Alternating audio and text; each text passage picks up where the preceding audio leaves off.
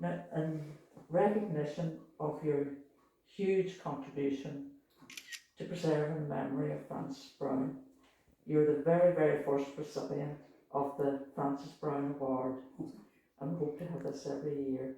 Thank you very much. Indeed. Well, definitely taken back by that. Thank you very much. That's a good surprise for me. Yes. I don't think I'm deserving enough. And if there's anything you would like to say, just or... Well, I think that in all my time researching Frances Browne, it was always about Frances Browne. And I know you have to put a face to it occasionally, and if you found something and you have to use your papers. But for me, it was always about Frances Browne.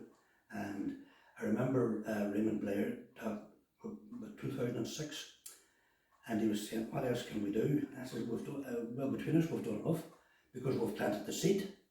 I says, and these younger ones and these other postgraduate students and so on, they'll probably pick up the sword and take a hell of a lot further than us. Is we're just the farmers.